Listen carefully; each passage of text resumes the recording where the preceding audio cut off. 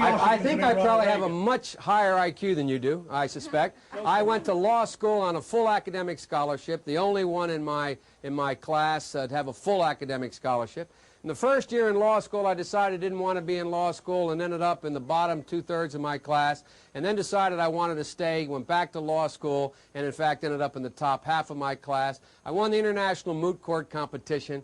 I was the outstanding student in the political science department at the end of my year. I graduated with 3 degrees from undergraduate school and 165 credits, only need 123 credits, and I'd be delighted to sit down and compare my IQ to yours if you'd like, Frank. If I could say one thing, I think Biden now concedes he did not graduate in the top half of his law school class, that he does not have 3 degrees from college, and that he was not named outstanding political science student in college. Newsweek says Biden actually went to school on a half scholarship, ended up near the bottom of his class, and won only 1 degree, not 3. Joe Biden ranked 76th in a class of 85 at the University of Syracuse Law School. I mean, this guy comes off this whole thing as a flyweight. Now Biden says Newsweek is right. His memory had failed him.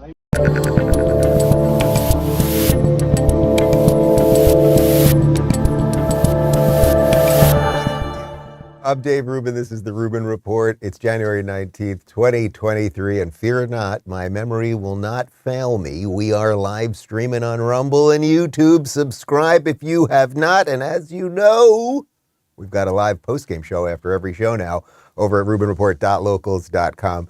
I really thought that was just like the perfect cold open. We're not even going to be heavy hitting on old Joe today, but when I saw that video this morning, I was just like, it's just so perfect. It's just so everything, the smugness, his dismissiveness to the guy asking the question, and then of course it all turns out to be lies.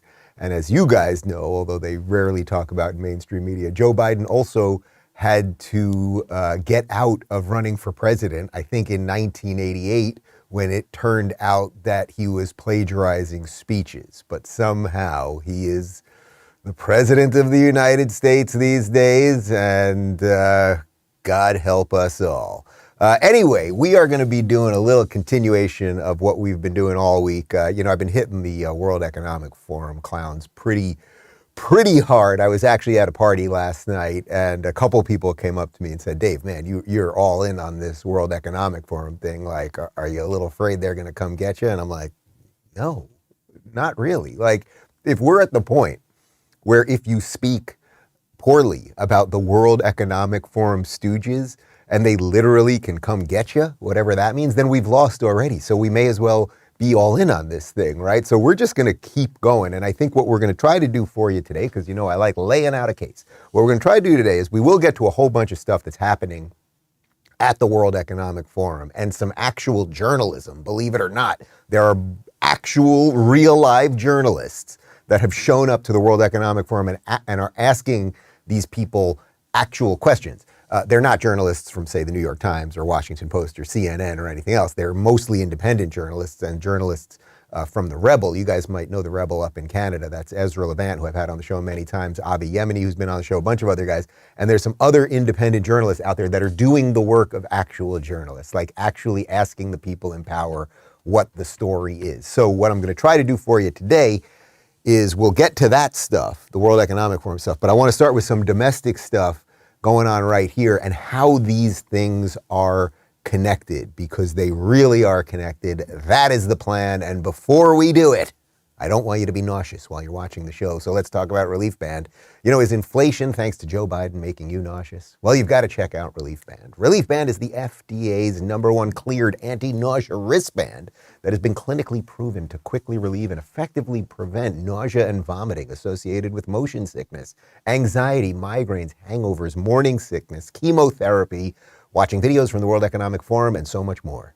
Whether you need everyday nausea relief or just an occasional cure from nausea, their patented technology makes feeling sick a thing of the past. It's like the name says, Relief Band's legitimately a band that you wear on your wrist that gives you relief from nausea, and you can change the intensity depending on how you're feeling to make it stronger or weaker. That means no more nausea pills that make you groggy and exhausted.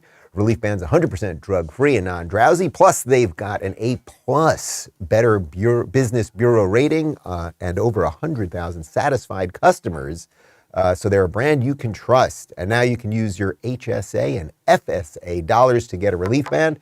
So if you got those accounts refilled, put that money to good use and fix your nausea problem for good. I use my relief band when I'm driving the kids for peace of mind. So if you want the band that actually works at relieving your nausea, check out Relief Band. We've got an offer just for Rubin Report listeners. If you go to reliefband.com and you use promo code Rubin, you'll receive 20% off plus free shipping and a no questions asked 30-day guarantee. That's reliefband.com. Use promo code Rubin for 20% off plus free shipping. That's a lot of talking, people. Okay, here we go. So let's get to the domestic part of this puzzle that I'm always talking about. There's a puzzle we're trying to put together. The puzzle includes pieces that are outright lies. The puzzle includes pieces that are censored bits of information that only leak out every now and again, usually too late for anyone to do anything. The puzzle includes these ridiculous clown politicians who lie about everything. The puzzle includes media, members of the media who lie about everything, people who obfuscate the truth and all of that stuff. So we're going to show you. We have to do it. Do we have the warning for the people? Content advisory warning. What you're about to see is pure bullshit. That's right. We're showing you a clip from The View. I apologize in advance. Eric Swalwell, who is a congressman in Cali, Northern Cali. He is really not a good person. He has had relations with a Chinese spy. We know this for a fact. It has been told from the FBI to Kevin McCarthy. We'll get to more on that in just a second. He went on The View yesterday to talk about Joe Biden and these documents, these classified documents that are now leaking out all over the place. Joe Biden's home, the Biden U Penn Center, they're in the garage. Turns out Hunter rented the house, the Corvette, the whole thing. It's very weird. Anyway, Swalwell, again, who has been compromised by a Chinese spy, we'll have evidence in just a moment, went on The View to talk about what's going on. Lawyers for President Biden found more classified documents at his home in Delaware. A special counsel has already been assigned to the case, but how serious is this matter to you, and how serious of a problem is this for the president? Well, anytime classified materials are outside of what's called a secure compartmentalized information facility, SCIF is like the Washington insider term, that's a problem. And so I think this case, in special counsel, I think is absolutely appropriate. This case will hinge on his knowledge and intent. It looks like once he was aware of this, he did what I hope everyone would do, which was get the documents back to the government, cooperate in every meaningful way. I know it's natural to compare this to what the former president has done, where it looks like he wanted to keep the documents and is litigating that and fighting in the courts. What worries me with President Trump is that somebody who was willing to leverage $350 million of taxpayer money to get dirt on his opponent, as he did with the Ukrainians, if he has top secret documents in his possession, that he could leverage that for his own benefit. But again, I think treat them both the same. Give independent analysis and independent scrutiny and see where it goes. Why are they so careless with all of this? I mean, are we going to find stuff that Clinton left and that Nixon left and that Kennedy left and Eisenhower and FDR and my favorite tweet was that everyone's a suspect Jimmy now. Carter is searching his residence, hoping he'll find classified documents. Well, everyone seems to be, a suspect. So you guys know I like to give the devil his due. So before I rip Swalwell apart, let's give him the stuff that he was legit on, that he said you should look into both cases. Okay, so I'll give him that. He said that he's fine with the idea of a special counsel looking into Joe Biden. So, okay, that's pretty good. Where he starts getting confused, and here's where some of the legalese, and this is where lawyers are going to have to step in, and Biden's going to have lawyers as Trump has lawyers, and it's going to start getting messy. He talks about Biden's knowledge and intent, meaning that when they found out about this, as far as we know, or at least the way Biden's team is spinning it, once they found out about it, that they did the right thing. They told the agencies, the FBI, whoever it was, the intelligence agencies, hey, we've got these docs, you got to deal with it. Now, I don't see how that gets you off the hook. If these are classified documents mean they have some information that is seriously important, or we are told to believe that it is seriously important information. And Biden just had these things not only at the U Penn Center, but in his clearly unsecured garage, right? Like the house is nothing spectacular. The crackhead's son was renting the house for an obscene amount of money. It had to do with, we know the documents had to do with Russia and Ukraine and Iran. His son, the crackhead, was also working for a Ukrainian energy company. Like there's a lot of weirdness here. So his knowledge, like I do believe, I've said this from the beginning and I really do believe this, I don't think Joe Biden himself knew that there were classified documents bouncing around these places. I don't think so, right? He probably did not. He doesn't know what day it is. He doesn't know where his shoes are. This is not a man that they would let hold a phone, right? So I don't think he really knows. But the intent is sort of a moot point because somebody is going to have to take the fall here. You could say, well, Joe Biden didn't have any intent to do this. Okay, well, somebody did it. So that's why I keep saying they are going to either take out Biden, this thing will escalate to the point where Biden will have to be taken out, or they will have to throw somebody under the bus. And whether that's literally a moving guy or a house manager or somebody is going down because of this. Anyway, they continued. So I'm giving Swalwell a little bit of credit there. It was a roughly honest assessment. Although at the end there, he said that Donald Trump leveraged $350 million of taxpayer money to look up something Ukraine, something. What the high hell is he talking about? If he's talking about the Steele dossier that Hillary funded, that kind of thing, maybe there's something there. But I have literally no idea what he's talking about. No idea what he's talking about. Here's Joy Behar's insightful thoughts on Kevin McCarthy, because Kevin McCarthy is going after Swalwell quite intensely because he has had relations with a Chinese spy. Coming because Kevin McCarthy has no soul. He has no ethics. He has no morals. He has no spine. I don't know. He's a shell of a human being, in my opinion. He crawled to get this position, which he could lose like that. First off, Joy, saying that politicians have no soul, that's what I say. Okay, so don't steal my lines. That's number one, okay? That's number one. Number two, he crawled to get the position. I mean, they fought it out.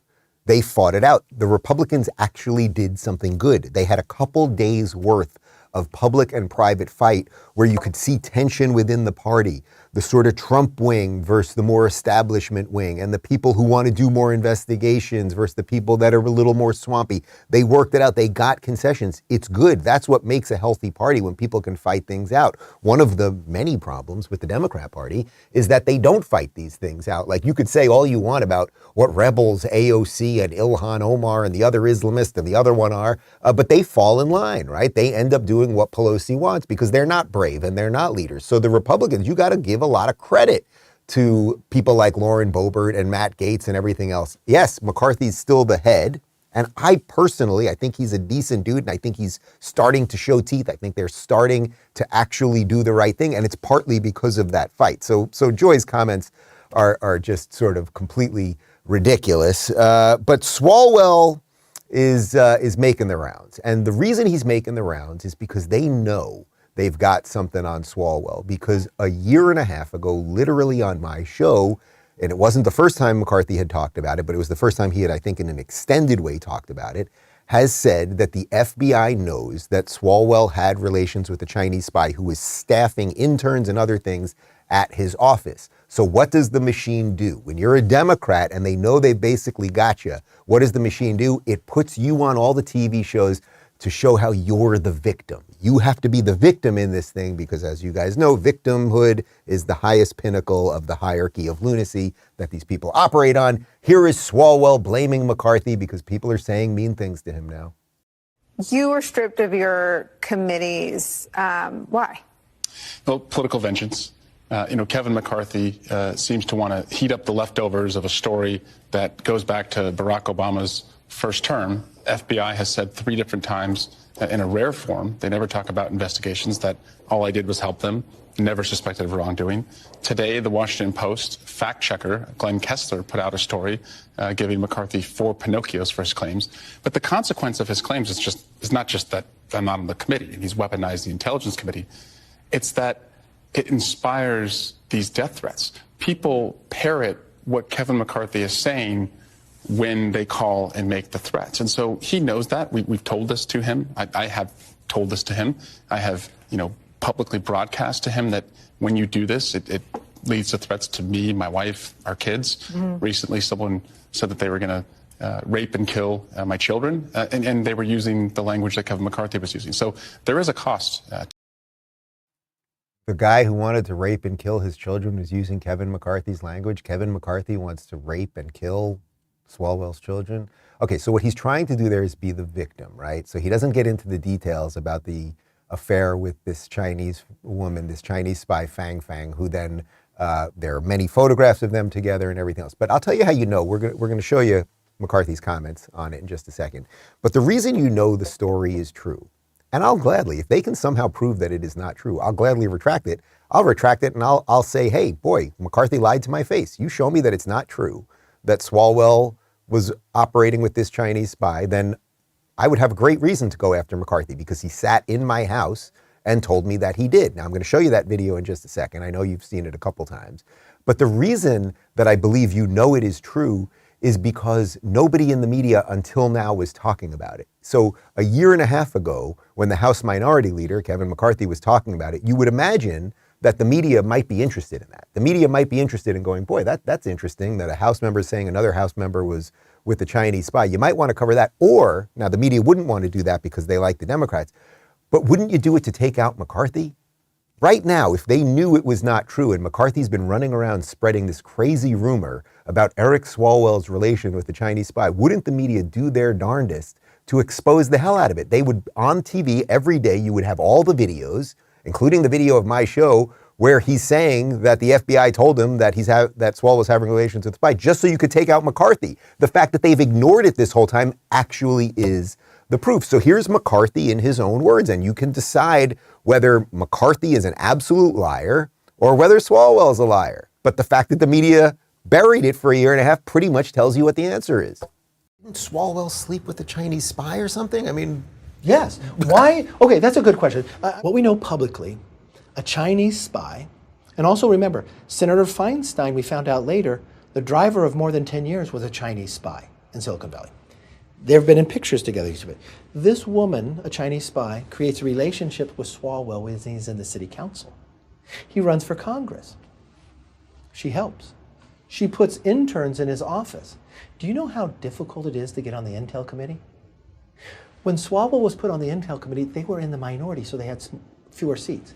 He was a sophomore getting put on the Intel committee. He's kept on the Intel committee. Now you know this. You put him on, you did not know. Now you know as a leader. Okay, if Swalwell was in the private sector, he could not get a security clearance because he had a relationship with a spy. But only in America can he be given the Intel committee where he knows all the secrets. But there's 200 other Democrats who are qualified to be on that slot, and she keeps appointing. What I know with what the FBI told me, he should never be on Intel. And Pelosi reappointed him to Intel. I don't understand this. Have you said this to her? Yes. What did she say? But this is worse. I brought a motion to the floor to remove him from Intel, put another Democrat on. The Democrats all defended. So do you see why I'm saying this story has to be true? That is a year and a half ago. A year and a half ago, you've got McCarthy saying that not only did the FBI tell him that Swalwell is having these relations with a Chinese spy who helped staff his office, but also that Dianne Feinstein from California, that she had a driver for 10 years who was a Chinese spy, and that Nancy Pelosi knew it. Those are seriously high-level accusations. So if they were lies, if they were completely made up, would the mainstream media be being quiet about it, right? Of course they wouldn't. They would be using the lies, the obvious lies. They would get all their FBI people out there, and 27 FBI agents and intelligence people signed a document saying that McCarthy's a liar. But they haven't done any of that. They have buried the story. And now that McCarthy is in charge, McCarthy did the right thing. Of course you're going to take Swalwell off the intelligence community, the Intelligence Committee. Of course you're going to do that. Absolutely. So Swalwell, who is having whatever these relations are, has had whatever relations he's had with this Chinese spy.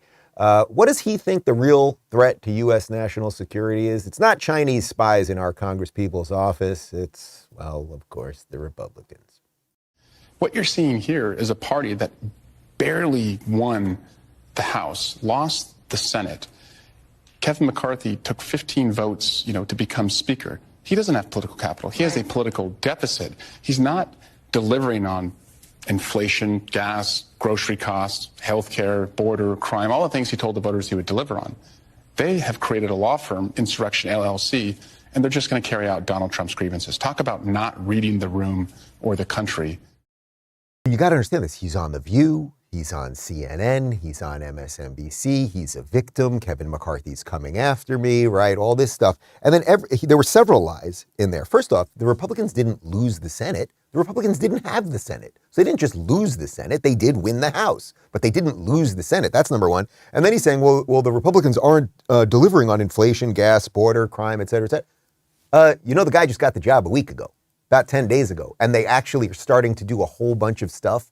And it is your guy, if you're upset, Eric Swalwell, about inflation, gas, border, crime, it's your guy, mentally compromised Joe Biden, that's in charge of the country right now, right? It's your team that has the Senate. It's your team that had the Congress. So you're very upset that in 7 days, Kevin McCarthy hasn't done absolutely everything possible. And then, of course, that in essence, half the country is a bunch of insurrectionists. So he can say that about us all the time, right? We're all a bunch of insurrectionists. We're a bunch of white supremacists, and we hate. And this guy's just, if you look at this guy's Twitter, I mean, he says the worst things constantly about half the country. So somehow when he gets a death threat, and somebody says they want to do something horrible to his child, that's Kevin McCarthy's fault. But when he says all these horrible things about us, I mean, it's this thing with irony and double standards. You guys get it. So who is the real threat? Is it the January 6th insurrectionists who didn't bring any weapons and had no plans or anything like that?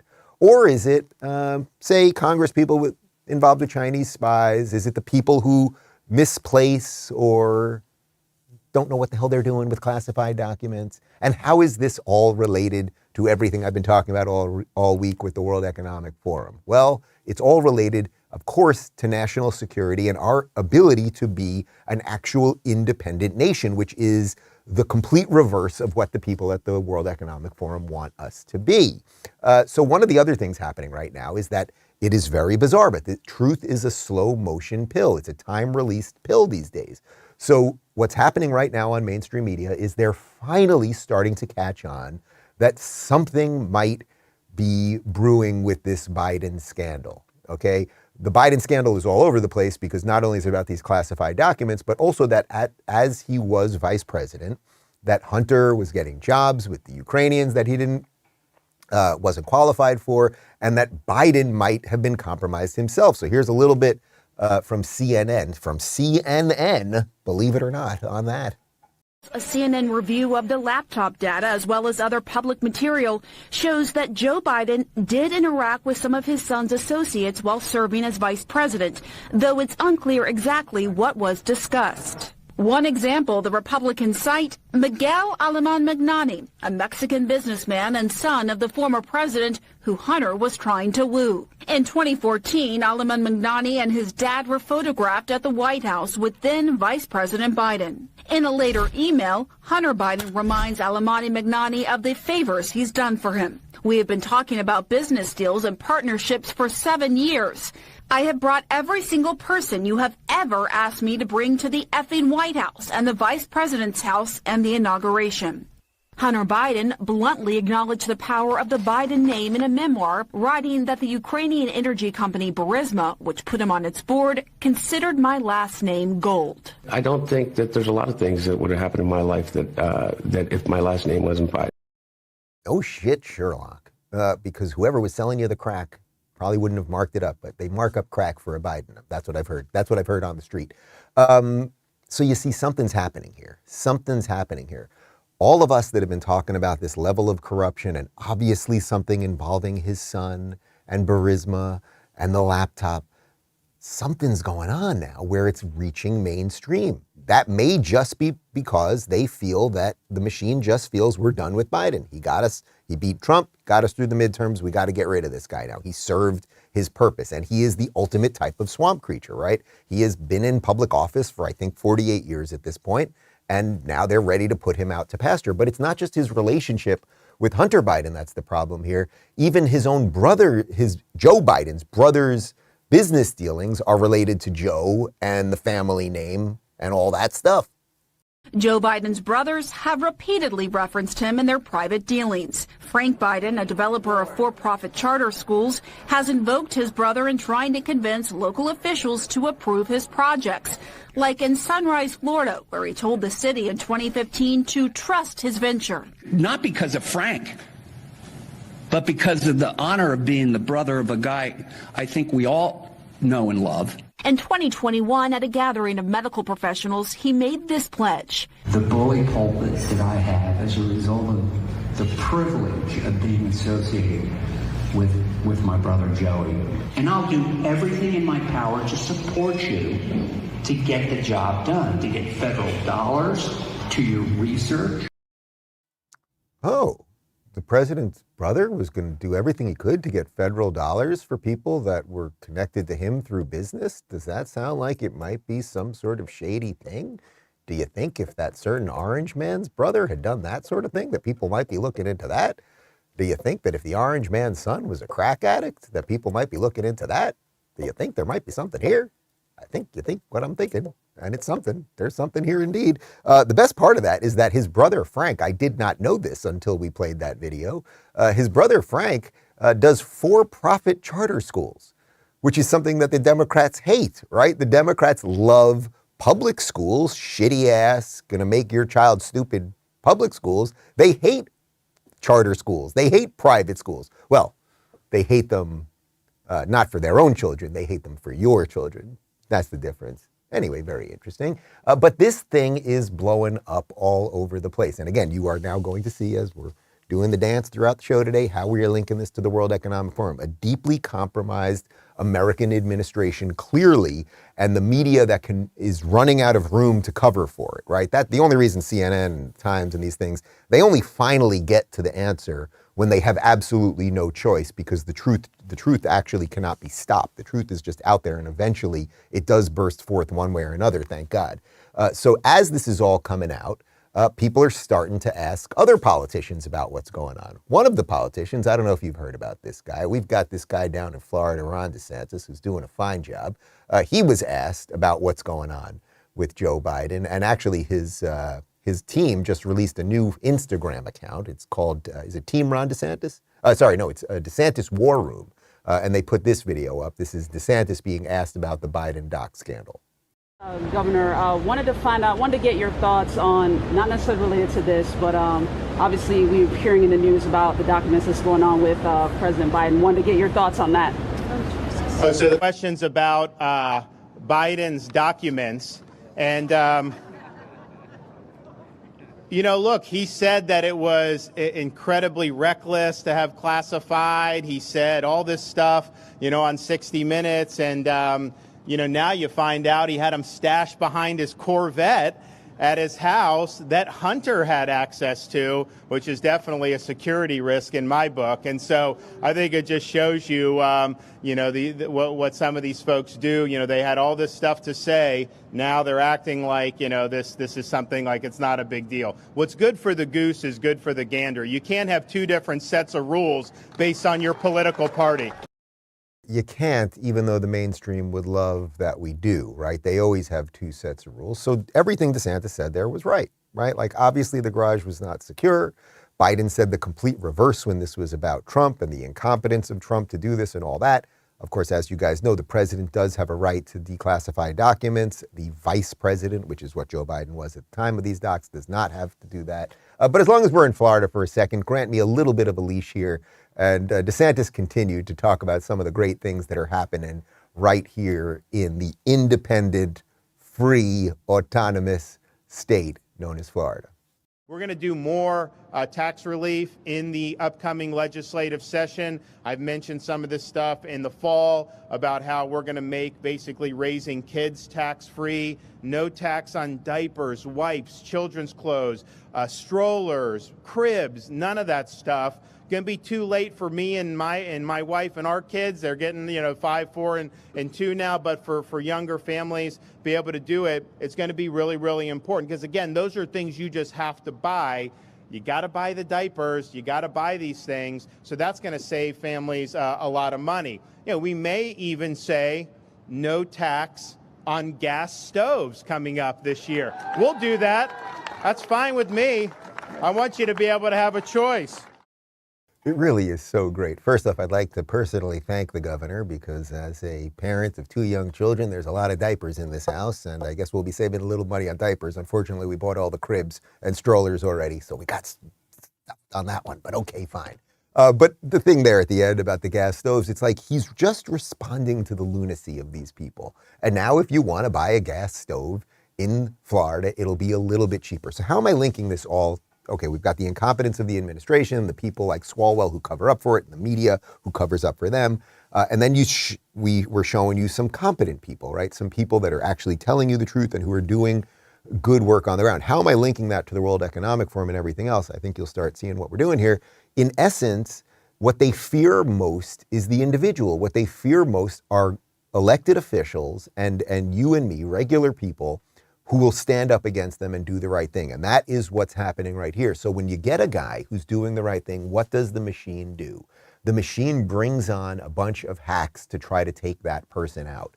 So here is Democrat activist Jake Tapper on CNN, and he brought on Maryland Governor Larry Hogan. Now, Larry Hogan is, if you listen to the mainstream media, if you listen to the corporate press, I know you guys don't, but if you listen to them, this is one of the guys that they really think will be a great Republican. And anytime that the mainstream media tells you that a Republican is great and he's going to be the guy and all that stuff, that means he's nothing, right? Liz Cheney. Think of this guy as sort of a Liz Cheney. There are no Republicans that like him, so he gets on CNN all the time. So here is former Maryland Governor Larry Hogan on Democrat activist Jake Tapper's show on fake news CNN, going after Ron DeSantis. Governor Ron DeSantis is often cited by conservative Republicans as somebody they might want to see run for president. You've called him an important voice, one of the important voices for the party. Do you think he would be good at what you're talking about in terms of reaching out to people in the middle? Well, he hasn't done it so far. I mean, he's done a really good job of getting on Fox News, and he's capturing a lot of attention, but he certainly hasn't done it the way Charlie Baker and Phil Scott and I have. We're consistently the most highest job approval in the country, and I think DeSantis is down around 30th place among governors. Is that because he's too focused on the base, too focused on red meat issues? Well, I just think that he is focused on the base, and he's doing pretty well with the base. But he's going to have to figure out a way if he wants to have a political future beyond Florida to appeal.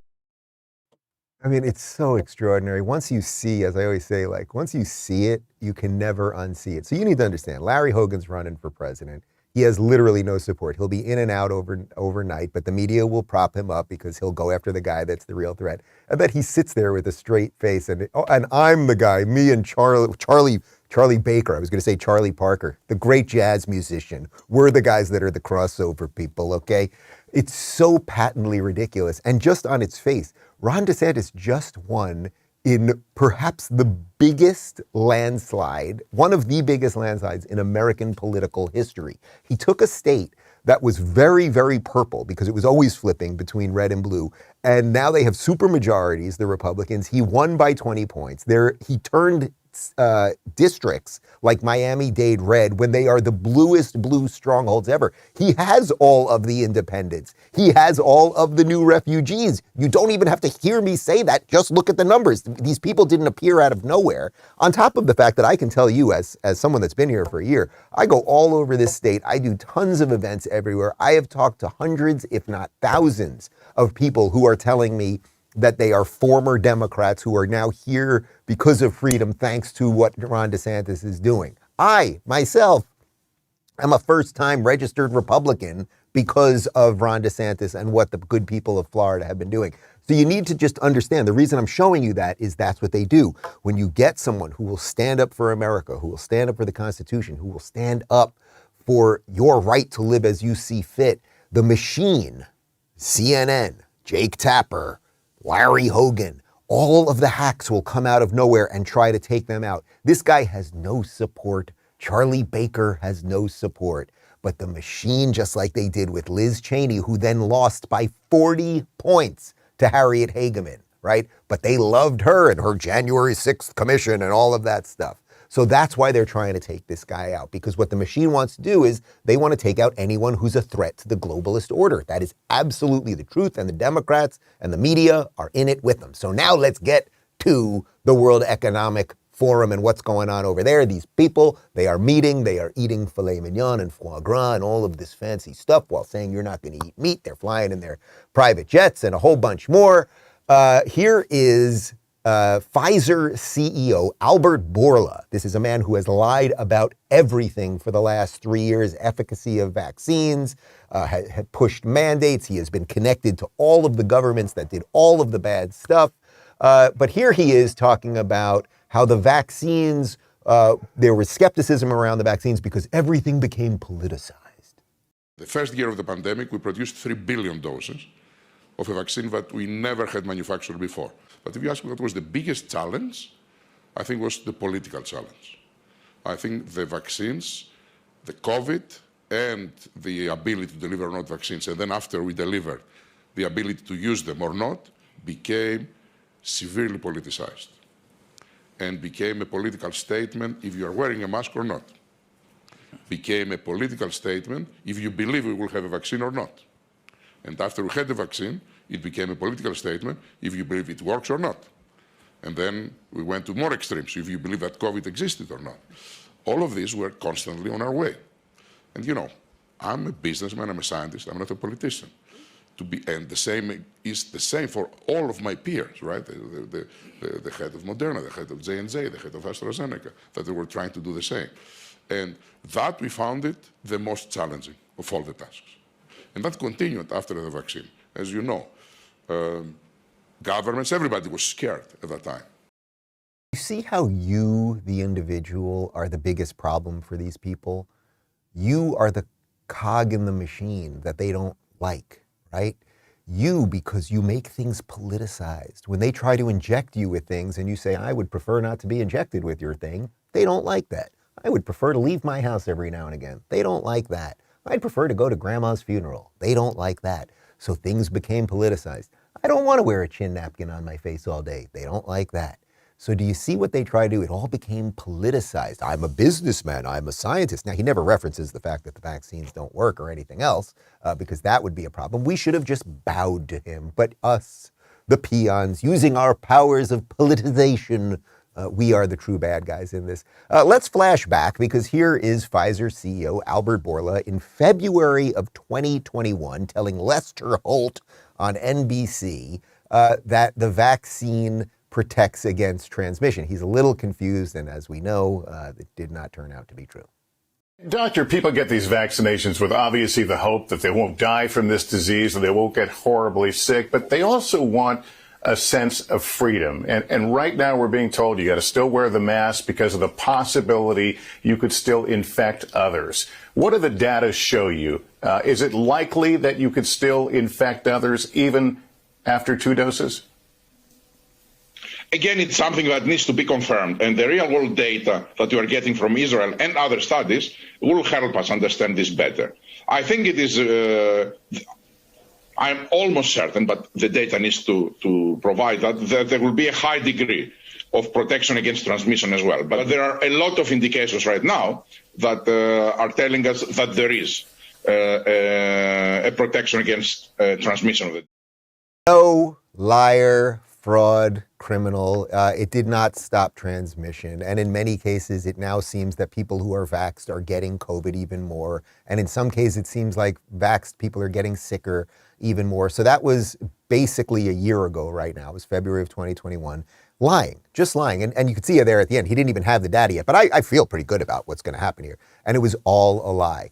But what was also a lie is the way they sold it all in the first place. So we've shown you some versions of compilations like this a couple times before. Here's just a general compilation of people lying about what the vaccine was going to do.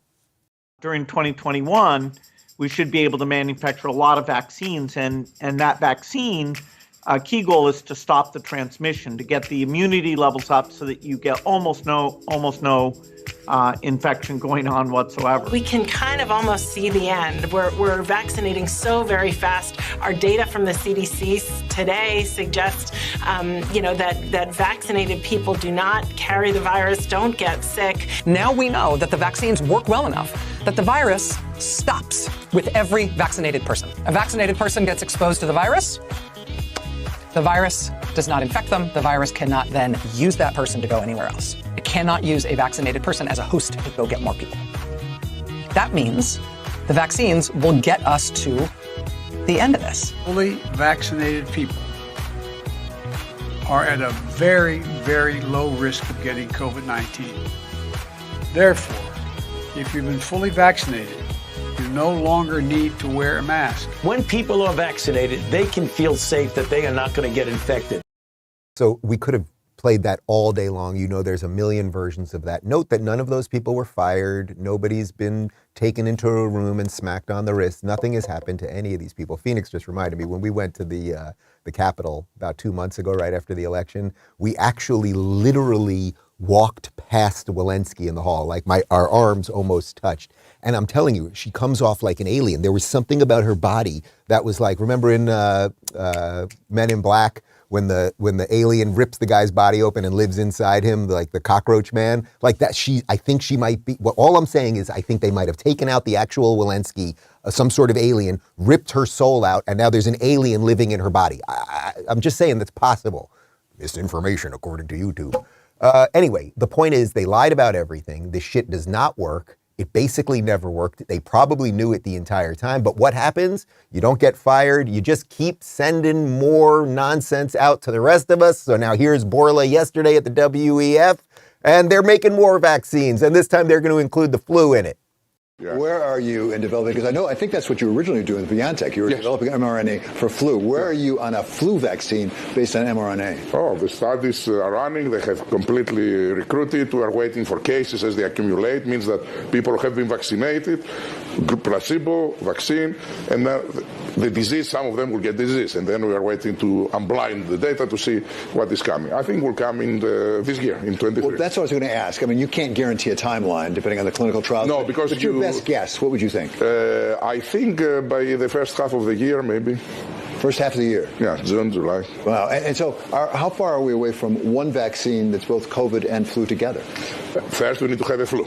And if we have a flu, already we started experiments to combine the two so that we don't lose time again. I think we'll come more or less all together if it is successful. If there was any justice in this world, that journalist from Bloomberg, that's what the step and repeat behind him said, that journalist should be fired immediately. That's not a journalist. A journalist would have looked that guy in the eye and said, hey, your shit doesn't work. He wouldn't have been like, oh, your COVID vaccines, that's really great. Can you get us a flu vaccine too? He would have been like, hey, but you promised us all this stuff and it didn't work. Like it's just extraordinary. And that this guy can sit there with a straight face knowing that the COVID vaccine failed and now they want a super vaccine for flu and COVID. We are at the beginning of I Am Legend, people, and all of them are going to turn into zombies. So we're going to have zombies wandering the streets. Walensky's an alien. You get the point. So what do you do? What do you do? You keep pushing back. Not only do you do stateside what DeSantis is doing right here, but then there are actual journalists.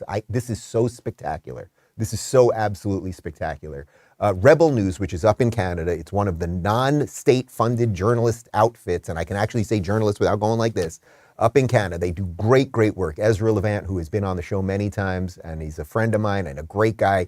He is out there with the team in Davos, on the ground, asking these guys questions. Here's Avi Yemeni, who's one of the guys at Rebel, basically hunting down Bourla. And watch journalism in action. This is journalism completely against what we just saw with that Bloomberg hack. Mr. Bourla, can I ask you, when did you know that the vaccines didn't stop transmission? How long did you know that without saying it publicly? Thank you very much. I'm sorry. Answer that question. I mean, we now know that the vaccines didn't stop transmission, but why did you keep it secret? You said it was 100% effective, then 90%, then 80%, then 70%. But we now know that the vaccines do not stop transmission. Why did you keep that secret? Have a nice day. I won't have a nice day until I know the answer. Why did you keep it a secret that your vaccine did not stop transmission? Is it time to apologise to the world, sir? To give refunds back to the countries that poured all their money into your vaccine that doesn't work, your ineffective vaccine? Yeah, you have a little bit around. Are you not ashamed of what you've done in the last couple of years? Do you have any apologies to the public, sir? Those are great people right there. So I want to give credit to Ezra Levant, of course, who was asking the initial questions, and that's Avi Yemeni, who's doing the follow-up there. You know what's so interesting, too? So this Bourla guy can go on these ridiculous corporate press things and just spread more nonsense. And he has these fake hack journalists who sit there and don't acknowledge anything bad that happened, but but you can do more, and we can give you more of our attention and money and pay and all of that stuff, and our literally our bodies. If Bourla believed in anything he has sold to us in these last 3 years, why wouldn't he have just stopped for 1 second? Like if you created a product, a vaccine that is working, that is doing anything remotely close to what you said, why wouldn't he have just stopped for 1 second and said, thanks for the question, Ezra, that's actually pretty easy. The efficacy is this. It was a little bit off, perhaps, what we thought it was going to be, but he can't. He can't. So that's actual journalism. And if you want to see even more journalism, this is absolutely wonderful. I saw this yesterday. A Japanese independent journalist, her name is Masako Ganaha. I hope I pronounced that right. She actually confronted Palpatine himself. That's right, Sheev Palpatine. Klaus Schwab was wandering around Davos, and she went up to him. This is just beautiful. From Japan. Yeah. And may I ask you for a comment? No, we're on our way to the next thing. We're a bit late. I can just walk with you and then ask questions. I think we're gonna rush actually. But thank you. Thanks very much. Which media are you with? I am an independent journalist from Japan. No, thank you very much. Yes. I have to ask. Thank you. It's the face of evil. And did you get that part at the end? Which journalist, which are you with? Right? And when she says, I'm an independent journalist, that's when he freaks out, because he knows if she's a corporate journalist, if she had said, I'm with Bloomberg, well, you're good to go. You're not going to ask a question. You're going to prop me up, and I'm an independent journalist. I might ask you something true. And these people cannot be asked anything true. They can only be sucked off, but the sucking must stop. So speaking of Klaus Schwab, one of the things that he has done quite effectively, and you do have to give the devil his due, he has sent his minions across the Western world. And he has sent people who learn his globalist ideas to places like Canada with Justin Trudeau and places like New Zealand with Prime Minister Jacinda Ardern. She is the woman who, you may remember the video at the height of COVID, said, do not believe anything unless we tell it to you, we the government. Anyway, here's a little video of her. She is a WEF stooge. Here's a little video of her past COVID authoritarianism, and you'll see why we're showing you this in just a sec. David Seymour has met with some of the so-called leadership of this protest. Do you think that emboldens the protesters, and do you think it's a responsible thing to do? No, I don't think it was a responsible thing to do for a party that purports to be the champion of law and order, or indeed businesses, to meet with those who are obstructing Wellingtonians from going about their everyday lives, bullying and harassing people who are trying to go to school or work. Everything's been really good. Yeah, and people are behaving themselves. Yep, everything's looking really good from what we've seen. Yeah, caring for each other. The vibe is very nice. Bullying and harassing people who are trying to go to school or work. I trusted the government, and then I was forced to take this because I was worried of losing my job. If we weren't coerced and brainwashed into getting these vaccines, he could still be alive. If we weren't forced into making a choice between our jobs, incomes, and livelihoods, he could still be alive. Bullying and harassing people. If you want summer, if you want to go to bars and restaurants, get vaccinated. If you want to get a haircut, get vaccinated. Bullying and harassing people. If you want to go to a concert or a festival, get vaccinated. If you want to go to a gym or a sports event, get vaccinated. Obstructing Wellingtonians from going about their everyday lives. If you are not vaccinated, there will be everyday things you will miss out on. She is the face of evil, just like Klaus Schwab is the face of evil and Justin Trudeau is the face of evil. With her, you can see it. You can see the evil that has... Go Google this after the show. Find videos and images of her from 5 years ago to now. They have sucked the soul out of this woman's body, and that's why she looks like the face of death. She looks like the Grim Reaper. We have to finish the show a little bit quicker today because I got a couple things going on, so I want to do this fairly quickly. Here she is, this short video, talking about 2 classes of citizens that they were going to have in New Zealand. So you basically said this is going to be like, well, it's almost like, you probably don't see it like this, the 2 different classes of people. If you're vaccinated or if you're unvaccinated, you have all these rights. If you are vaccinated... That is what it is, so, yep. Showing you this? I'm showing you this because this woman, all of her actions are very much like Justin Trudeau's, right? He was calling all of the people who were against his mandates all of the worst things in the world. She wanted, in a place like New Zealand, people to be vaxxed, to be at outdoor concerts and everything else. Well, something has happened, people, and here's the good twist on this thing. She announced her resignation last night. Enough people are stepping up. People are not swallowing the nonsense anymore. And this Joy Behar, you think Kevin McCarthy's soulless? No. This soulless woman who abused her own citizens, abused her power, she's now stepping down.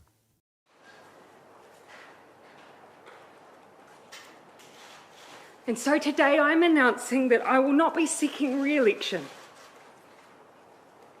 and that my term as Prime Minister will conclude no later than the 7th of February. See the pain on her face. She either knows that she sold her soul, or she knows she's done something evil, or she knows that people died on her watch or something. Here's what the meme makers of the internet did with that clip. And so today I'm announcing that I will not be seeking re-election, and that my term as Prime Minister will conclude no later than the 7th of February.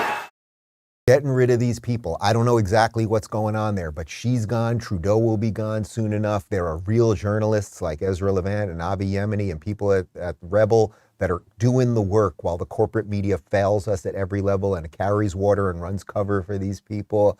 I will not stop. I hope you will not stop. We've got a post-game show coming up right now at RubinReport.locals.com, and I'll see the rest of you tomorrow. We need to scale up climate finance, but we need desperately to scale down anti-climate finance. Only thing you need to study is your ass. I got a big ass. Your mama got a big ass. You do have a big ass. Enough already. Enough. Baby's got a little gas. We are still subsidizing the burning of fossil fuels. Daddy, all I'm trying to say is that scientific breakthroughs are occurring all the time. And the only thing about to break through is your ass about to break through the seat of your pants. And we need to rein in the anti-climate activities of the fossil industry. Lose weight, get healthy, get in shape. Everybody looking all anorexic talking about that's healthy. I know what healthy is. We need new leadership at the World Bank. You can sew up your stomach and your asshole, you're gonna always be fat.